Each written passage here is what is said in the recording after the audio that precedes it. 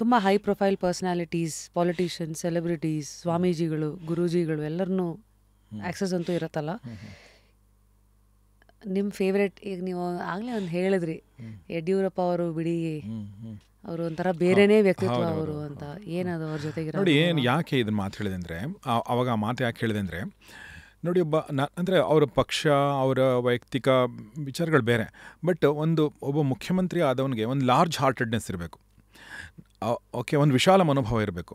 ನಾನು ಹತ್ತಿರದಿಂದ ನೋಡಿರುವಂಥದ್ದು ಮತ್ತು ಬಹಳ ಅಂದರೆ ಅವ್ರು ಆ ಥರದ ವ್ಯಕ್ತಿ ಅವರು. He is not a congested man, he is not a narrow minded person. Okay, he is a very broad minded person. ಏನೋ ಒಂದು ಆಗಬೇಕು ಅಂತಂದ್ರೆ ಅವರು ಅದನ್ನು ದೊಡ್ಡದಾಗಿ ಯೋಚನೆ ಮಾಡುವಂಥವ್ರು. ಸುಮ್ಮನೆ ಎಕ್ಸಾಂಪಲ್ ಅಂತಂದರೆ, ಈಗ ಯಾರೋ ನನಗೆ ಪಚ್ಚೆ ನಂಜುಂಡ ಸ್ವಾಮಿಯವ್ರ ಮಗ ಬಂದು ಒಂದ್ಸಲ ಹೇಳಿದರು. ಓಕೆ, ಅವರು ಒಂದು ಸಂಸ್ಥೆ ಹುಟ್ಟಾಕಬೇಕು ರೈತರಿಗೋಸ್ಕರ ಅಂತಂದಾಗ, ಇನ್ನೊಬ್ಬ ಮುಖ್ಯಮಂತ್ರಿ ಅಂತ ಹೋದಾಗ ಅವರು 10 ಕೋಟಿ ಕೊಡಲಾ ಅಂತ ಕೇಳಿದರು, 10 ಲಕ್ಷ ಕೊಡಲಾ ಅಂತ ಕೇಳಿದ್ರಂತೆ. ಇವರು 10 ಕೋಟಿ ಕೊಟ್ಟರಂತೆ ಒಂದೇ ಶಾರ್ಟಲ್ಲಿ.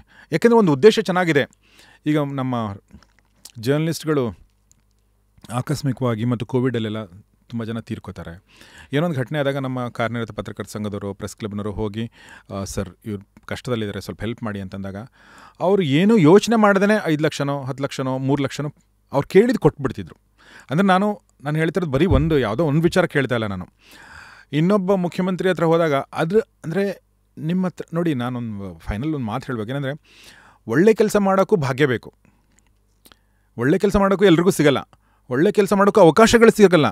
ಸಿಕ್ಕಾಗ ಏನು ಮಾಡ್ತೀರಾ ಅನ್ನೋದು. ಎಸ್, ಸಿಕ್ಕಾಗ ಏನು ಮಾಡ್ತೀರಾ ಅನ್ನೋದು ಪ್ರಶ್ನೆ.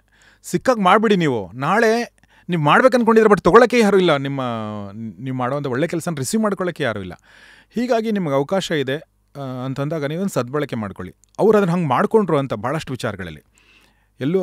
ಸೊ ಆ ವಿಚಾರದಲ್ಲಿ ಹೇಳಿದೆ.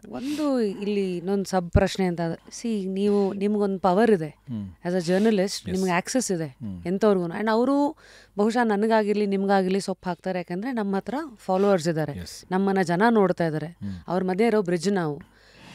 ಬಟ್ ಕೆಲವು ಸತಿ ಜನಸಾಮಾನ್ಯರನ್ನು ನೋಡಿದೆ, ಈಗ ಅವ್ರ ಪಾಪ ಏನಾಗ್ಬಿಡಿದೆ, ಈ ಕಾರ್ ವೈಪರ್ ಮೇಲೆ 100 ವಿಚಾರಗಳು ಬೀಳ್ತಾ ಇರತ್ತೆ. ಅದು ಕೆಲವು ಸತಿ ಅವಾಗ ವೈಪ್ ಮಾಡ್ತಾ ಇದ್ರೂ ಕೆಲವು ಸತಿ ಅದ್ರ ಟ್ರೇಸಸ್ ಬೀಳ್ತಾ ಇರುತ್ತೆ. ಅದು ಅವ್ರ ಒಪಿನಿಯನ್ ಒಂಥರ ಮಕ್ಕಳಿದ್ದಂಗೆ. ಅದು ಹಿಂಗೆ ತಿರುಗಿಸಿದ್ರೆ ಸಡನ್ನಾಗಿ ಒಂದು ಕಾಣುತ್ತೆ ಹಿಂಗೆ, ಮತ್ತು ಇವತ್ತಿನ ಟ್ರೋಲ್ ಪೇಜಸ್ಸು ಇದೆಲ್ಲದ್ರ ಮಧ್ಯ how can a common man judge a politician or an actor, ಅವ್ರ ಇಮೇಜು, ಪರ್ಸ್ನಾಲಿಟಿ ಅಂತ. ನಮಗೆಲ್ಲ ವೃತ್ತಿ ಬಿಡಿ, ನಾವು ಅವಾಗ ನೋಡ್ತಾ ಇರ್ತೀವಿ, ಒಂದೊಂದು ಘಟನೆನೂ ನಮ್ಮದು ಅವರಲ್ಲಿರೋ ಒಳ್ಳೇದನ್ನು ಫಸ್ಟ್ ನೋಡುವಂಥದ್ದು ನಮ್ಮ ಕಸಬೆ ಹೇಳ್ಕೊಡಿದೆ. ಬಟ್ ಜನಸಾಮಾನ್ಯರು ಹೆಂಗೆ ಅಳಿಬೇಕು ಈ ಥರ ಹೈ ಪ್ರೊಫೈಲ್ ವ್ಯಕ್ತಿತ್ವಗಳನ್ನು? ಯಾಕಂದರೆ ಒಂದು ಬ್ರೇಕಿಂಗ್ ನ್ಯೂಸಲ್ಲಿ ಅವ್ರ ಬಗ್ಗೆ ನೆಗೆಟಿವ್ ನ್ಯೂಸ್ ಬಂದರೆ ಇಮಿಡಿಯೇಟಾಗಿ ಫುಲ್ ನೆಗೆಟಿವ್ ಆಗ್ಬಿಡ್ತದೆ ಅವರು. ಮತ್ತೆ ಇನ್ನೊಂದು ಯಾವುದೋ ಪಾಸಿಟಿವ್ ನ್ಯೂಸ್ ಬರಬೇಕು, ಅದು ಬಂದಾಗ್ಲೂ ನಾಳೆ ದಿನ ಬಿಡ್ರಿ ಎಲ್ಲ ಅವರೇ ಮಾಡಿಸಿರೋದು ಅಂತಲೂ ಅಂದ್ಬಿಡ್ತಾರೆ. ಸೊ ಹೀಗಿರೋ ಸಮಾಜದಲ್ಲಿ ಹೇಗಿದು? ತುಂಬ ಕಾಂಪ್ಲೆಕ್ಸ್ ಪ್ರಶ್ನೆ. ಬಟ್ ಸಿಂಪಲಾಗಿ ಉತ್ತರ ಕೊಡೋದಂದರೆ, ನೋಡಿ ನಾನೊಬ್ಬ ಪತ್ರಕರ್ತನಾಗಿ ಮತ್ತು ಜನಸಾಮಾನ್ಯನಾಗಿ ಕೂಡ ಪತ್ರಕರ್ತನಾಗಿ ಬಿಟ್ಟನ್ನು ಜನಸಾಮಾನ್ಯನಾಗಿ ಯೋಚನೆ ಮಾಡೋದಾದರೆ, ಈಗ ಫಾರ್ ಎಕ್ಸಾಂಪಲ್ಲು ಬೆಂಗಳೂರಿನ ನಗರಾಭಿವೃದ್ಧಿ ಸಚಿವರು ಏನು ಕೆಲಸ ಮಾಡ್ತಾ ಇದ್ದಾರೆ, ಏನು ಸುದ್ದಿ ಬಂದಿದೆ, ಓಕೆ ಅವ್ರ ಹಗರಣ ಏನು ಮಾಡಿದ್ದಾರೆ, ಅವ್ರು ಎಷ್ಟು ಕೋಟಿ ಕೊಟ್ಟಿದ್ದಾರೆ ಅನ್ನೋ ಸುದ್ದಿಗಳು ಒಂದು ಕಡೆ. ರೋಡ್ ಹೆಂಗಿದೆ ರೀ, ಬೇಸಿಕಲಿ ರೋಡ್ ಚೆನ್ನಾಗಿಲ್ಲ ರೀ, ಮುಗೀತಲ್ಗೆ ವಿಷಯ. ನೀವು ಏನು ಮಾಡ್ತಾಯಿದ್ರೆ ನನಗೆ ಗೊತ್ತಿಲ್ಲಪ್ಪ. ನೀವು ಎಷ್ಟು ಆ ಸರ್ಕಾರದಾಗ ಅಷ್ಟು 1000 ಕೋಟಿ, ಈ ಸರ್ಕಾರದ ಇಷ್ಟು 1000 ಕೋಟಿ, ಅದು ಯಾವುದು ವೈಟ್ ಟಾಪಿಂಗ್ ಏನು ಮಾಡ್ತಾಯಿದ್ದೀರಾ ನೀವು? ರೋಡೇ ಸರಿ ಇಲ್ವಲ್ರಿ, ಎಷ್ಟು ಗಡ್ಡಗಳಿದೆ. ಅಲ್ಲಿಗೆ ಬರುತ್ತೆ ಅದು. ರಿಯಾಲಿಟಿನಲ್ಲಿ ನನ್ನ ಲೈಫಿಗೆ ಏನು ಎಫೆಕ್ಟ್ ಆಗ್ತಾ ಇದೆ, ಅಲ್ಲಿ ನಿಮ್ದೇನು ಕಾಂಟ್ರಿಬ್ಯೂಷನ್ ಹೇಳಿ, ಅದು ನನ್ನ ಇಮೇಜ್ ಆಗಿರಬೇಕು ಅಷ್ಟೇ. ಆ್ಯಂಡ್ ನಿಮ್ಮ ಒಂದು ಕಿವಿ ಮಾತು, ಇವತ್ತಿನ ವೈಯಕ್ತಿಕವಾಗಿ ನಡೆಯೋ ಅಟ್ಯಾಕ್ಸು ಒಬ್ಬ ಮನುಷ್ಯನ ವ್ಯಕ್ತಿತ್ವನ ಯಾವತ್ತೂ ಅಳಿತಾ ಇರುತ್ತೆ. ಈಗ ಅವ್ರ ಪರ್ಸ್ನಲ್ ಲೈಫಲ್ಲಿ ಆಗಿರೋ ಘಟನೆಗಳು ಅವ್ರ ಪ್ರೊಫೆಷ್ನಲ್ ಲೈಫ್ಗೂ ಎಫೆಕ್ಟ್ ಆಗುತ್ತೆ. ನಿಮ್ಮ ನಿಲುವು ಏನು, ಜನ ಹೇಗೆ ನೋಡ್ಬೇಕು ಅದನ್ನು? ಅಂದರೆ ಪರ್ಸ್ನಲ್ಲೇ ಸೆಪ್ರೇಟು, ಅವ್ರ ವೃತ್ತಿನ ಮಾತ್ರ ನೋಡೋದನ್ನ ಬೆಳೆಸ್ಕೋಬೇಕಾ, ಅಥವಾ ಅದು ಎರಡೂ ಒಂದೇ ನಾಣ್ಯದ 2 ಮುಖ, ಅದು ಬೇರೆ ವಿಧಿ ಇಲ್ಲ ಅಂತನಾ? ಟೆಕ್ನಿಕಲಿ ಹಾಗೆ ಅದು. ಈಗ ನಾನು ಒಬ್ಬ ಆರ್ಟಿಸ್ಟ್ನ ಅಪ್ರಿಷಿಯೇಟ್ ಮಾಡಬೇಕಂದ್ರೆ ಅವ್ರು ಬರೀ ಟ್ಯಾಲೆಂಟನ್ನು ನೋಡಲ್ಲ, ಮನುಷ್ಯ ಆಗೋ ಹಿಂಗೆ ಅಂತಲೂ ನಾನಂತೂ ಖಂಡಿತ ನೋಡ್ತೀನಿ. ಅಲ್ಲಿ ಏನಂದರೆ, ಈಗ ಪ್ರತಿಯೊಬ್ಬ ವ್ಯಕ್ತಿಗೂ ಒಂದು ಸೋಷಿಯಲ್ ರೆಸ್ಪಾನ್ಸಿಬಿಲಿಟಿ ಅಂತ ಇರುತ್ತಲ್ವ. ಸೊ ನೀವು ಹೇಗೆ ಕಾಣ್ತೀರಾ ಅಂದರೆ, ನೀವು ಒಂದು ಒಳ್ಳೆ ಸಿನಿಮಾ ಮಾಡಿದ್ದೀರಿ, ಸೂಪರ್ ಹಿಟ್ ಸಿನಿಮಾ ಕೊಟ್ಟಿದ್ದೀರಾ ನೀವು, ಅದರಲ್ಲಿ ಬಡವರ ಬಂಧುವಾಗಿ ಕೆಲಸ ಮಾಡಿದ್ದೀರಾ ನೀವು. ಆದರೆ ನೀವು ನಿಮ್ಮ ಒಬ್ಬ ನಿಮ್ಮ ಫ್ಯಾನ್ ಬಂದಾಗ ನೀವೊಂದು ತಳ್ಕೊಂಡು ಹೋದ್ರಿ ನೀವು.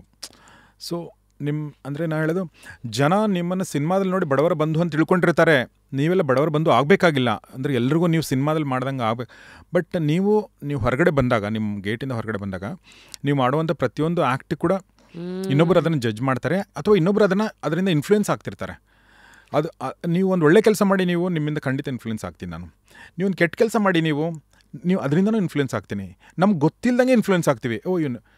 ಈ ಥರ ಮಾಡಿದಾನಲ್ವಾ ಅಂತ ಅನಿಸಿದಾಗ ಇಟ್ಸ್ ಓಕೆ ಅಪ್ಪ, ನನಗೊಂದು ಅಂದರೆ ಆ ಥರ ಬರುತ್ತೆ. ಸೊ ಹೀಗಾಗಿ ಅದು ಸೆಲೆಬ್ರಿಟಿ ಅಂದರೆ ಅದು ಪೊಲಿಟಿಷಿಯನ್ ಇರಲಿ ಅಥವಾ ಅವರು ಸಿನಿಮಾ ನಟ ಇರಲಿ, ನಾವು ಸೋಷಿಯಲಿ ತುಂಬ ಕಾನ್ಷಿಯಸ್ ಆಗಿರಬೇಕು. ನಾವು ನಮ್ಮ ಪರ್ಸ್ನಲ್ ಲೈಫು ಮತ್ತು ಪರ್ಸ್ನಲ್ ಲೈಫ್ ಅಂದರೆ ನಿಮ್ಮ ಮನೆ ಒಳಗಡೆ ನೀವು ಗಂಡ ಹೆಂಡತಿ ಜೊತೆ ಹೆಂಗಿರ್ತೀರ ಅನ್ನೋ ಪ್ರಶ್ನೆ ಅಲ್ಲ. ಅದೇನಾದರೂ ಹೊರಗಡೆ ಬಂತು ಅಂದ್ಕೊಳ್ಳಿ, ಸ್ಪಿಲ್ ಓವರ್ ಆಯಿತು ಅಂದರೆ ಅದು ಎಫೆಕ್ಟ್, ಅದು ಸುದ್ದಿ ಆಗೇ ಆಗುತ್ತೆ ಮತ್ತು ಅದು ಜನರ ಮೇಲೆ ಇನ್ಫ್ಲೂಯೆನ್ಸ್ ಮಾಡೇ ಮಾಡುತ್ತೆ.